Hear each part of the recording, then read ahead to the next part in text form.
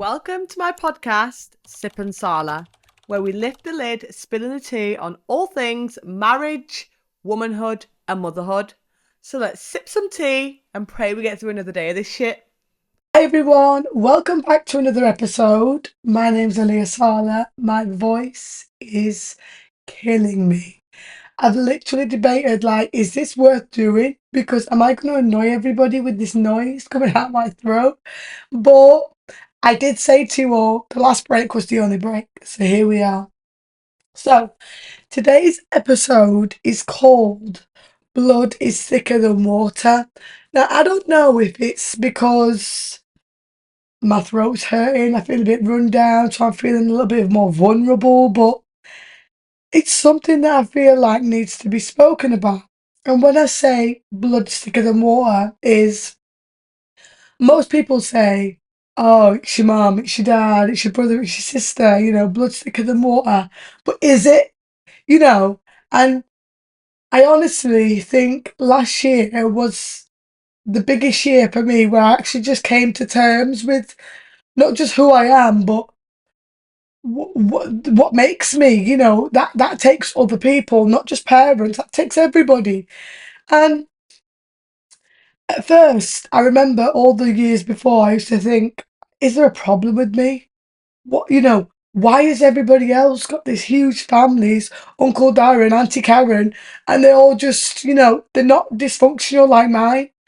But the more I've grown up and the more I've been exposed to other people and their lifestyles and their households, I'm like, oh, we all have our level of dysfunction. And I think that we all just need to say, yeah, that's it. You know, fuck what you see on the internet, fuck these fucking family pictures, because I would love to come from that. And I'm sure most people would love to come from that. But do most people come from that? Probably not. Now, wait, because my throat is absolutely killing me already. And I've got a cough. Do I cut that bit out? I don't know because I don't really want to cut anything. Let me just drink some decaf tea. So, what made me think to make this episode is I can't even believe I'm saying this. I have, you all know if you've listened or watched the previous episodes, I say I've got two siblings, but technically, legally, I have three. One is a half sibling. It comes from a bit of a messy situation. So it's not that I don't claim them or him. I just don't want to be involved or involve him in anything that's out of my realm. You know what I mean? So I claim the two that I knew, the two that I grew up with, the two that are my full siblings. I don't know him any other way. But I'll be honest, our relationship is just in the mud.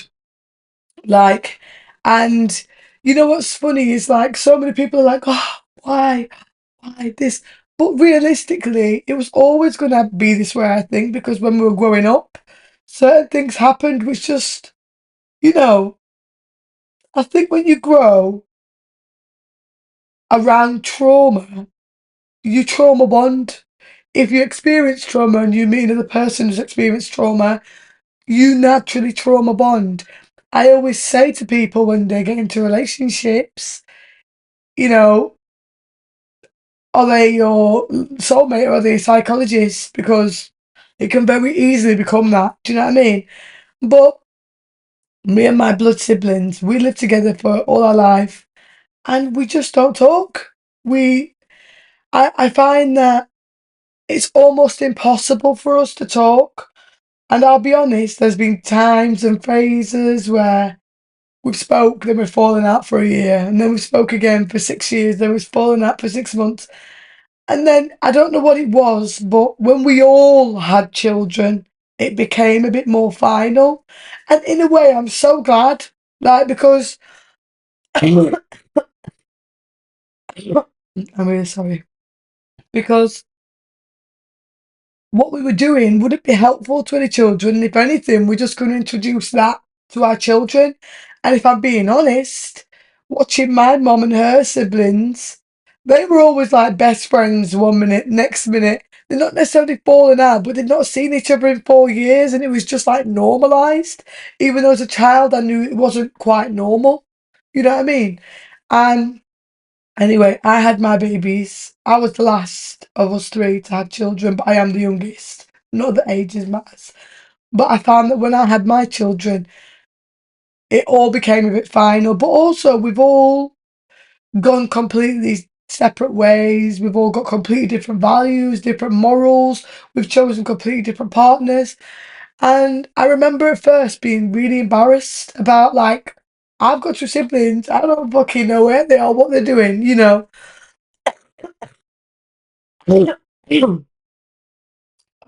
I'm really sorry. I am going to cut out the coughing. If you get a little silent break, I've cut out the coughing. But we all went to schools and we kind of became like infamous of being these siblings. And now I remember, like, I used to get messages like, oh, how's your, and her name, or how's your, and his name, and how are their kids? And I used to just be like, yeah, fine. But why am I just not saying, I don't know, you know, reach out to them? I almost felt embarrassed that that's what we'd come to, but actually, the fact that we were able to separate so cordially and not keep fighting each other over what, I don't know, you know, I'm really quite proud of.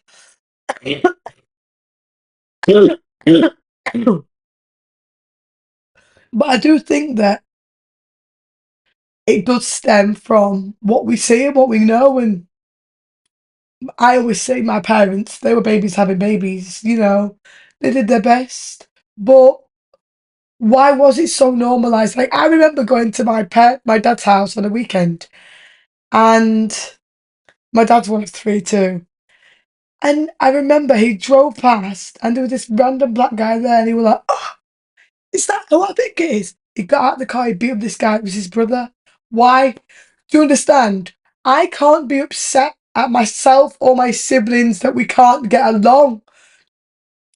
So this is why I say, like, I feel like if I say it, it might help someone else who is in this situation to just be like, it's what it is. Do you know what I mean? Like, I always say to anyone who asks me, if we get this deep about my siblings especially, I'm just happy we can still be happy, healthy, thriving, and successful in life. Whether that's interacting every single day or not at all, yeah, it would be lovely for all our kids to get together. And at one point, our kids were all the best of friends, especially at the time, what was the eldest, the firstborn child from us siblings, and the youngest, which was my firstborn. Them two were inseparable. She mothered him. It was beautiful. However, were we teaching them what we unconsciously learn? You know, so is blood thicker than water? I don't actually know at this point. I don't think so. But anyway, like I said, this fucking coffee's driving me nuts.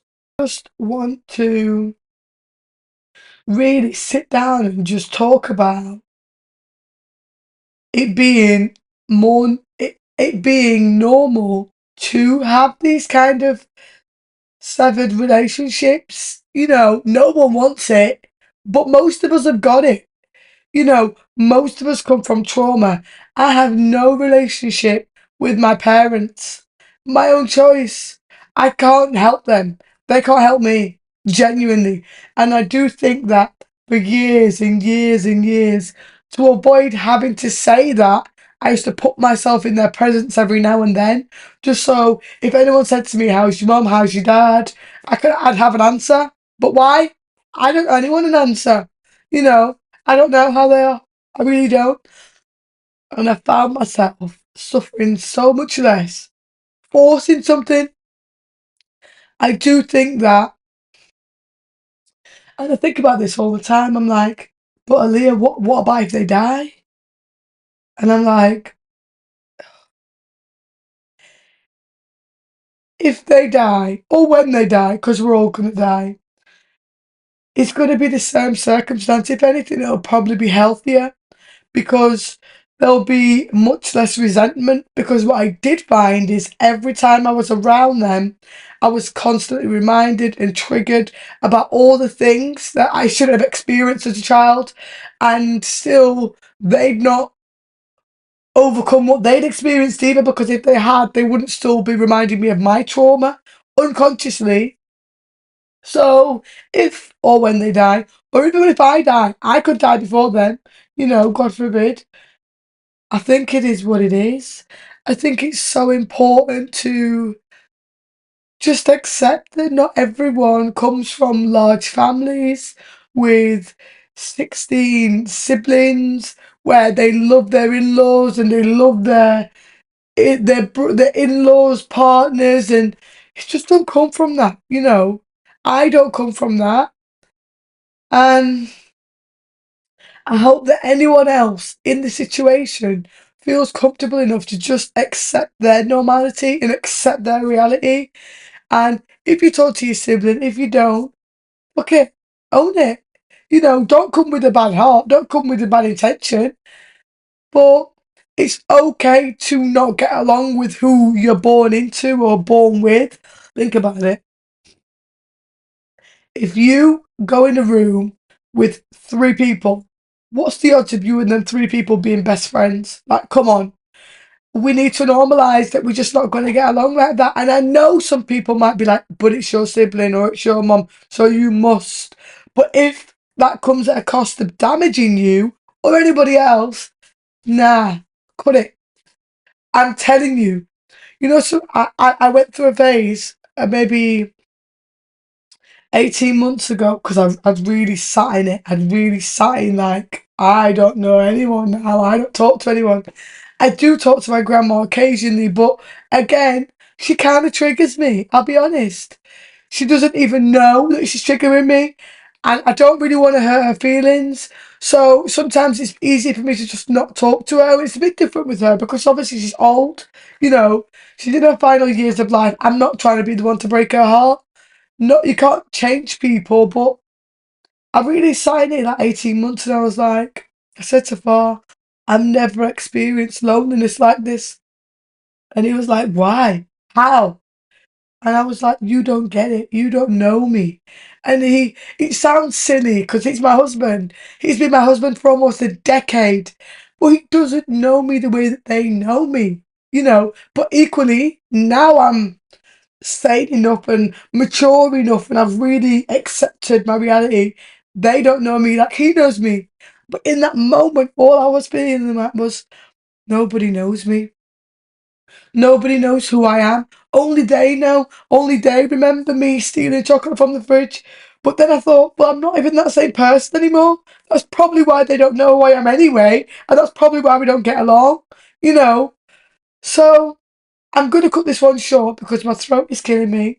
I keep on coughing. But I do just want to say is whatever your reality is and whatever your level of normality is, it's okay. It's fine. Be at peace with who you are. Blood is not thicker than water, and that's just that. Stand prideful, stand proud, and I promise you're doing yourself justice, and that is that.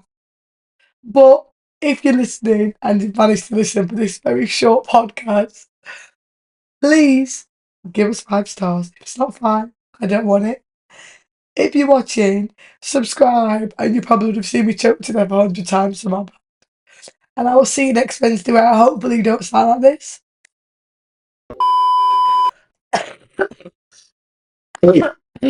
Oh God. Oh fucking hell.